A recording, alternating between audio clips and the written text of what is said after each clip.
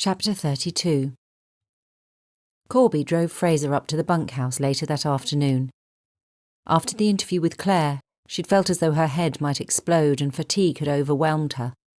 But an hour's sleep in an interview room, one they used for young people with a sofa and bright soft furnishings, had recharged her batteries, and despite Corby's urging that she should go home, she had stuck to her resolution to visit the bunkhouse. She owed the guests an explanation. And Marianne. And wherever home was, she struggled to think of it in the same breath as that brick and cladding end of terrace by the river in Shrewsbury. Besides, she would have plenty of time there over the next few days. The chief superintendent had insisted that she should take a few days off to recover from her injuries, and she wasn't looking forward to staring at 4 magnolia walls. Though she supposed she could catch up on reading, and some computer games, she would have the cat for company. A bump in the road and the Land Rover's hard suspension jarred her ribs, more painful than her head now, and she gripped the handle above the passenger door to stabilise herself, laughing off Corby's apologies. "You're not responsible for the state of the roads, or the weather," Fraser said. It had rained steadily all morning, leaving the potholes at the bottom of Perkins Beach Lane brimming with muddy water. "I bet you hate other people driving you," Corby said. "But it's nice for me to get behind the wheel for once. When I was out with Horace yesterday, he barely got out of 3rd gear. Talk about cautious." "Horace," Fraser said, wondering if Corby meant her boyfriend. She didn't remember her mentioning a name before. "D.S. Chowdhury," Corby said with a laugh. "Ah, of course," Fraser said, racking her brains for Corby's first name. She'd known it once, but names, unless she had a profound reason for remembering them, often declined to stay in her memory. Alison. She liked to be called Allie. Fraser made a mental note to use it as soon as the opportunity arose. She owed Corby. If she hadn't come up with that phone number, they wouldn't even have had a start with Claire Ursid. As for the evidence Chowdhury had brought to the interview room, it had been all they needed to unravel Claire's cool denial. "He's not so bad, you know," Corby said. "Horace, I mean. Just keen to prove himself. And he thought the boss was getting a bit starry-eyed over you. He's worried you'll think he's a transphobe now." "I'll make a point of being friendly next time I see him," Fraser said, wondering fleetingly when that might be. When she might see any of Pitbull's team again. She'd had her run at Shropshire murders. There couldn't be many after all. From now on it would be good, old-fashioned, new-fashioned, rural crime. Sheep rustling and tractor thefts, like she'd said in that first briefing at the bunkhouse. Steam rose from the puddles in the bunkhouse car park, and sunlight reflected off the slate roof as they passed on up the cinder track. Marianne had said to come straight up to her cottage. Alice and her fellow helper Lou, now back from holiday, had offered to do tea for the guests, and Marianne would join them later for dinner with Fraser and Corby. An orange Vauxhall Corsa that neither of them recognised was outside Marianne's cottage, its roof decorated with wet birch leaves that must have fallen in the morning's rain. The front door was open, and as Corby parked the Land Rover next to it and apologised as she ground the gears into reverse, the dogs poured out and stood inside the wicket gate, tails at full wag. An elderly woman, trim and practical in walking trousers and a loose t-shirt, followed more sedately. 70 years young, Fraser reckoned. Marianne's business partner? "Effie Coates," she said, holding out a hand to shake each of theirs. Her skin was cool and dry. "Marianne's just getting something out of the oven. Come on in." "I've been worried about her," the woman went on, as Fraser and Corby took their shoes off in the small entrance hall. "All this terrible business going on. Came over to see for myself. You'll be the inspector then?" she said, casting an appraising eye over Fraser, who felt herself blush. "Been in the wars, haven't you? And you'll know all about the lad, I expect, Joe." Effie showed them into the living room, the kitchen being too small for more than 2, she said. Joe Ingalls was sitting in the window seat, and the dogs ran straight to him as though rushing to tell him who had arrived. He nodded a greeting and gave a half smile, burying any awkwardness in ruffling their coats. Fraser wondered whether being found there embarrassed him, though likely Marianne had told him that she and Corby were on their way. Maybe he was just uncomfortable, knowing that she and Corby, after his interview, knew him to be Marianne's son. as must Marianne by now if he was there in her cottage, his feet metaphorically under the table. Marianne appeared in the kitchen doorway, flushed either from the oven or from the excitement of so many guests in her small house. There was a new light in her eyes, or was it just that the blankness behind them had lifted? She smiled at Fraser, the flush deepening, and her eyes slid quickly away as she welcomed Corby. "It's Ali," Corby said, putting on her cardigan. The room was cool after the Land Rover, which had nothing so sophisticated as air conditioning, and the day was warm again. "No DC Corby, thanks today. I'm off duty as of an hour ago. The boss is already kecking himself over the amount of overtime we've all racked up." "You should sit down, Georgie," Marianne said, and Fraser could have sworn the pink in her cheeks flared again. "Have the sofa. I've got something for you," she added, scuttling back to the kitchen. Fraser pretended not to notice the knowing glance that Corby cast in her direction. Effie followed Marianne, exhorting her to sit down herself. She must be exhausted after the past few days, and she, Effie, was more than capable of getting tea for everyone. Fraser looked at Joe, who now had Pip the terrier on his lap and Maggie at his feet. "Everything okay?" she said. He nodded again, with the same half smile. Still a man of few words. "Yeah," he said. "Thanks. For not saying anything, I mean. Letting me tell her my way." "Bit of a surprise, I imagine." "I dunno," Joe said. "She said you told her to talk to me about the note. Planted a bit of a seed. When I turned up this morning, she said she'd been expecting me." "I've been wondering, Joe, if you don't mind me asking, why did you leave her that note, asking if it was true she'd killed someone?" Joe lifted one shoulder in his habitual half shrug. "Wanted some kind of reaction, I suppose. It was stupid. And the timing, just after she'd found Anna. I don't know.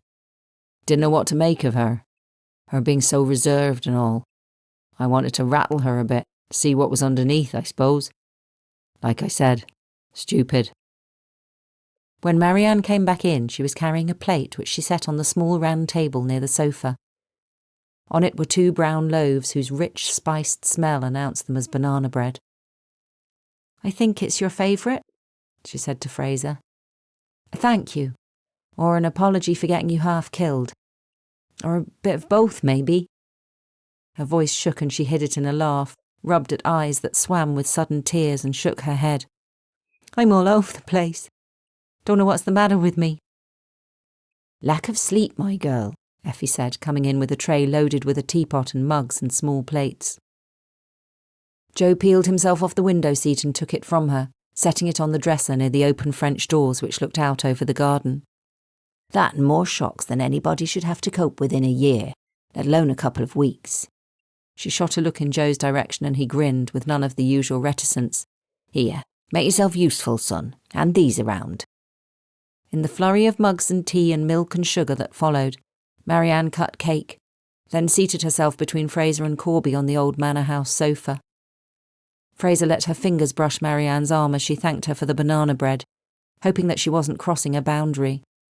With the investigation over, the rules of engagement had become blurred. Were they friends? Becoming friends? Or would this be a last meeting, the end of a professional crossing of paths? Marianne turned her head and gave her a sudden smile. Then her lips wobbled and she took a tissue from her pocket, looked hastily away as she dabbed her eyes. Effie appeared to have taken charge. "So, Inspector," she said, once everyone had their cake, settling herself in a winged armchair with her tea on her lap. "Are you going to explain what's been going on? The story I've had so far has been more than a little garbled. Marianne says it was that nice archaeology girl, with the bright clothes and the pink hair." "I'm not sure how much sense it'll make," Fraser said, "but I'll give it a go." Claire Ursid had talked, confronted with the evidence. Love letters, Chowdhury had called them, chronicling the whole relationship from joyous start to messy finish. And once into her stride, it had been hard to stop her, at least until they came to the death of Lucy Hawkins. When questioned about that, she retreated into the realm of no comment. Of Anna, she'd been happy to talk. Her death had been an accident, and really more Anna's fault than Claire's. If only Anna hadn't been so hysterical. If only she'd listened. If only she hadn't been so obsessive. Their relationship had begun even before Claire's second visit to the school to start the archaeology club. Love at first sight, Claire had said, at least on Anna's part. To hear her tell it, she had never been as deeply smitten as Anna, but Fraser had heard the twisted self-justification beneath her words. Anna had never had a proper relationship before. A few unsatisfactory flings with boys at university which never quite hit the mark. An intense friendship with Sally Parker, but nothing physical. Internalised homophobia, Claire had said, as though she were an expert psychologist. Brought up by such god-bothering parents it had never even occurred to Anna that she might be gay, until Claire had kissed her. It had been like waking a dormant volcano. Intensely passionate, years of suppressed longing and a desperate quest to love and be loved, satisfied at last. But Anna had been dark beneath the mild exterior, Claire had said, obsessive and needy, impossible to reassure. Fraser had thought of the trauma the girl had suffered, abandonment by her birth parents, losing a foster brother to whom she'd become attached, the death of her adoptive parents. Alone in the world at only 18. And then to find someone into whom she could pour all that affection, someone to care for her. Only Claire, after a few months, once the novelty of such adulation had worn off, had found it all too much of a burden. Claire, used to having everything she wanted in life, had not wanted to be tied down, and Anna had been obsessively jealous. It was Anna who had wanted to keep it secret, according to Claire, ashamed, perhaps, that internalised homophobia gnawing at her, or worried that her job might be jeopardised by her sexuality. John Davis said that you helped her to look for her birth mother, Fraser said. It was my idea. I thought it would be exciting, Claire breathed in deeply as though once more inhaling imaginary smoke. And it was, until it all went to shit. How do you mean? The agency, some religious outfit, were crap, and it took long enough to even track them down. I couldn't believe it when they linked it to Marianne. I mean, talk about coincidence. So Anna and I made this plan to confront Marianne until the agency said they'd made a mistake. It was another baby adopted in Worcester that was Marianne's. Anna's birth mother had died a couple of years after Anna had been born. Drug overdose. I wondered if that was why Anna was so unstable. You know, her mum having had mental health problems and addiction. Maybe she took drugs when she was pregnant and Anna got affected somehow. I couldn't cope with her anymore, Claire had said. It was becoming toxic. So I got out. Only she wouldn't accept it. If you've got email records, you must be able to see that. Thousands of words begging me to take her back. I had to block her on my social media. And then she just gave up. Like out of nowhere, just stopped bugging me. Fraser surmised that was when Anna had hatched her plan to gatecrash Claire's summer dig, arrive at the bunkhouse and seduce her all over again. Looking through the booking records that Marianne had provided, the police had found that Anna had made her reservation in May, around the time that her emails to Claire had stopped. Corby interrupted Fraser's tale then. But I still don't understand, Corby said, putting her tea down on a small table laden with books. Why Anna pretended to Martin, John, that she was coming here to meet her birth mother. John reckons she didn't tell him when the agency owned up about the mistake because she was embarrassed about getting it wrong, Fraser said, having been so sure and so keen when they'd argued about it so much. And then when she needed an excuse to reconnect with Claire, another thing she didn't want to tell him about, she dredged up the birth mother thing again and pretended that was why she was coming to the bunkhouse. Then, on that July afternoon, on her way there, the day of her grand plan when she would at last see Claire again, she had learned that her foster brother had cancelled it. Desperation, and the sight of an archaeology 4x4 at the Stiperstones village shop must have tipped Anna over the edge. The call Claire had received that afternoon had been a bolt out of the blue. I'd never have answered if I'd known it was her, she said. The lack of remorse, of empathy, or pity even in her voice had made Fraser shudder. And she was completely hysterical, like insane, screaming and crying, saying she was coming to the dig and I couldn't stop her. But you did stop her, Fraser had said. I said I'd meet her by the Devil's Pool. We'd met there sometimes the summer before. So, what happened? With Fraser's words, the interview room had held its breath for a moment. Pitbull's hand had frozen halfway to turning a page in his folder, and the sleek solicitor, Annalise Swainton, had looked as though Madame Tussauds had created her. When she'd suggested that Claire should stop, the young woman had shrugged off her cautionary hand. I didn't mean to kill her. She went for me, like full-on slapping and punching. When I told her I was over her, that her whole plan was bonkers. Anna was small, slight. You were much stronger than her, much taller. I pushed her away and she slipped, Claire said. Fell down the slope and hit her head. Fraser slid her hand along the table and brought Pitbull's folder, recently delivered by Chowdhury, towards her. How did she get into the pool, Claire? Did you help her? The young woman glared at her, arms folded, eyes like angry wasps. Fraser opened the folder and riffled through a few sheets until she found the post-mortem report. She turned to the second page, smoothing it between her hand. The report had shocked her when Pitbull had shown it to her. Somehow it heartened her to know that after all these years she could still be shocked. The pathologist found water in Anna's lungs, Claire.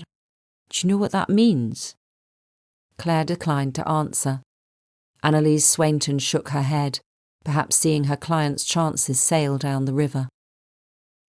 It means that Anna was still alive when she went into the water. Unconscious, perhaps, but alive. The pathologist also found an imprint on her back, kind of pre-bruising. She didn't live long enough for real bruising to form. Fraser took a slow breath to allow the next words out. Further tests, of which we've only just received the results, show that it was a boot, Claire. The imprint of the sole of a boot. Someone put their foot on Anna's back and held her down in the water, kept it there for long enough, hard enough, to leave their mark. Claire had picked up a sachet of sugar left over from her tea and tapped it on the table.